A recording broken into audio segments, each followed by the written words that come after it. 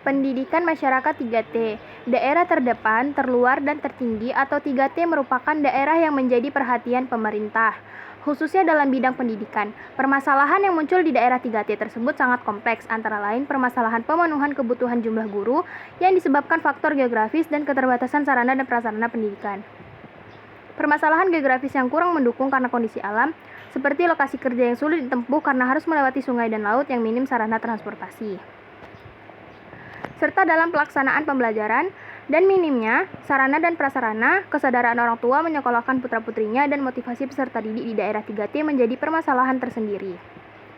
Selain itu, guru yang direkrut di daerah 3T setelah mereka menjadi PNS mengajukan mutasi ke daerah perkotaan dengan berbagai alasan yang diatur dalam peraturan seperti pernikahan dan alasan lainnya, yang sulit ditolak oleh pemerintah.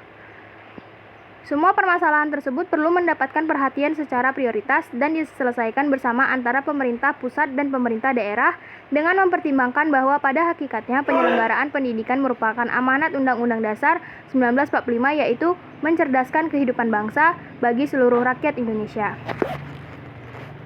Pendidikan juga merupakan penentu arah kemana bangsa ini akan dibawa. Jika arah pendidikannya benar dan prosesnya lurus dan ilmiah, maka bangsa itu pun dapat dipastikan akan maju, arif, adil, sejahtera, dan beradab.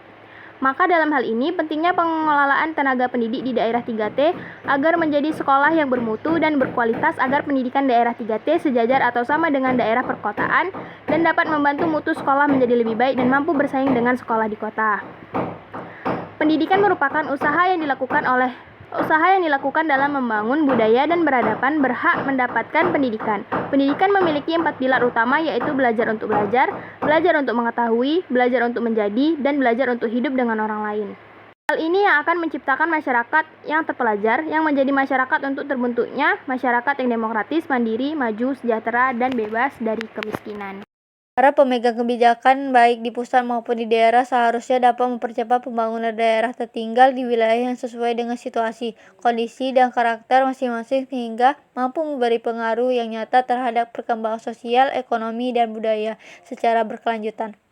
Terdapat permasalahan penyelenggara pendidikan yang ada di daerah 3T merupakan permasalahan pendidikan seperti kekurangan jumlah tenaga pengajar, distribusi yang tidak seimbang, kualifikasi yang berada di bawah standar mutu, kurang kompeten, serta ketidaksesuaian antara kualifikasi pendidikan dengan bidang yang diangkut.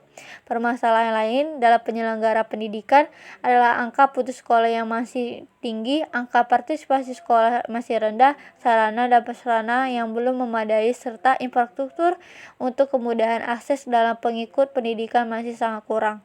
Standar Nasional Pendidikan. Peraturan Pemerintah Republik Indonesia Nomor 57 Tahun 2021 tentang Standar Nasional Pendidikan sebagaimana telah diubah dengan Peraturan Pemerintah Republik Indonesia Nomor 4 Tahun 2022 tentang perubahan atas Peraturan Pemerintah Nomor 57 Tahun 2021 tentang Standar Nasional Pendidikan.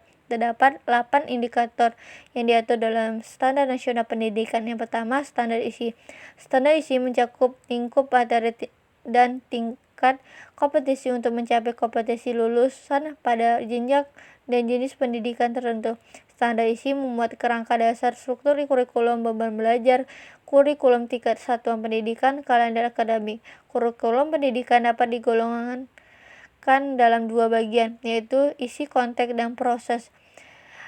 Diatur dalam Peraturan Menteri Nomor 7 tentang Peraturan Menteri Pendidikan, Kebudayaan, Riset, dan Teknologi Nomor 7 Tahun 2022 tentang standar isi pada pendidikan anak usia dini, jenjang pendidikan dasar, dan jenjang pendidikan menengah. 2. Standar proses. Proses pendidikan merupakan kunci berlangsungnya proses belajar di mana program pendidikan diimplementasikan. Menurut Brick dan Hermanson menjelaskan inti dari persekolahan adalah meningkatkan akademis serta proses yang secara instrumental terkait di dalamnya. Proses pembelajaran yang belum lancar dan kurang baik di banyak sekolah kita menyebabkan rendahnya mutu pendidikan. Mutu proses pembelajaran sangat tergantung pada berbagai aspek, terutama fasilitas pendukung termasuk gedung dan fasilitas peralatan, dan yang terutama adalah guru dan suasana pembelajaran. 3. Standar pendidik dan tenaga pendidikan diatur dalam Peraturan Menteri Pendidikan Nasional Nomor 16 Tahun 2007 tentang standar kualifikasi akademik dan kompetensi guru. Pasal 1 ayat 1, guru adalah tenaga pendidik dan kependidikan dalam proses pendidikan memegang peranan strategi terutama dalam upaya pembentukan watak bangsa melalui pengembang kepribadian dan nilai-nilai yang dia inginkan. Dipandang dari dimensi pembelajaran, peranan pendidik, guru, dosen, pamong belajar, instruktur, tutor, widya suara dalam masyarakat Indonesia tentang dominan sekalipun teknologi yang dapat dimanfaatkan dalam proses pembelajaran berkembang amat cepat karena disebabkan ada dimensi-dimensi proses pendidikan atau lebih khusus lagi proses pembelajaran yang diperankan oleh pendidikan yang tidak dapat diganti oleh teknologi. 4.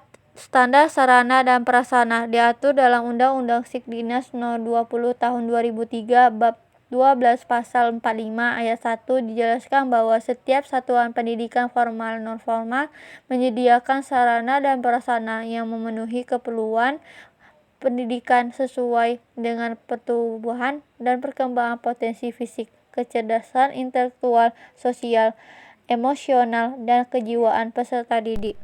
Selanjutnya, yang kelima yaitu standar pengelolaan. Standar pengelolaan pendidikan adalah standar nasional pendidikan yang berkaitan dengan perencanaan, pelaksanaan, dan pengawasan kegiatan pendidikan pada tingkat satuan pendidikan, kabupaten ataupun kota, serta nasional, agar tercapainya efisiensi dan efektivitas penyelenggaraan pendidikan. Pengelolaan satuan pendidikan menjadi tanggung jawab Kepala Satuan Pendidikan. Diatur dalam Nomor 47 Tahun 2023 tentang Standar Pengelolaan pada Pendidikan Anak Usia Dini, Jenjang Pendidikan Dasar, dan Jenjang Pendidikan Menengah pada 4 Agustus 2023. Selanjutnya, yang keenam yaitu standar pembiayaan. Diatur dalam Peraturan Menteri Pendidikan, Kebudayaan, Riset dan Teknologi Republik Indonesia Nomor 18 Tahun 2023 tentang standar pembiayaan pada pendidikan anak usia dini, jenjang pendidikan dasar, dan jenjang pendidikan menengah.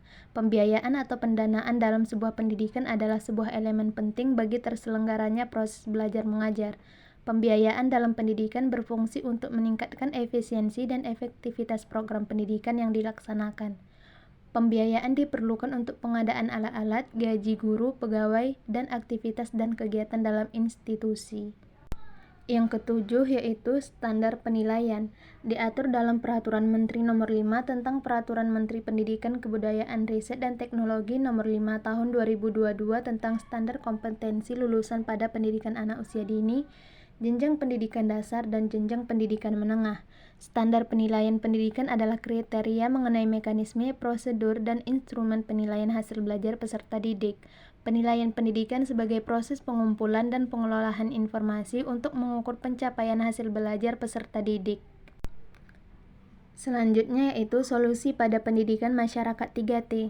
Pada solusi untuk meningkatkan kualitas pendidik sesuai kebijakan pendidikan dalam mencapai standar nasional pendidikan yaitu yang pertama, dalam meningkatkan kualitas pendidik dalam mencapai standar nasional dengan memperbaiki kebijakan itu sendiri. Maka permasalahan dari sisi seorang pendidik merupakan adanya kurikulum yang berubah-ubah. Ketika kurikulum berubah-ubah secara teratur, guru perlu terus memperbarui pengetahuan dan keterampilan mereka untuk mengikuti perubahan tersebut. Jika tidak memiliki akses yang memadai ke pelatihan dan sumber daya yang diperlukan, kualitas pengajaran mereka akan terpengaruh. Yang kedua yaitu dapat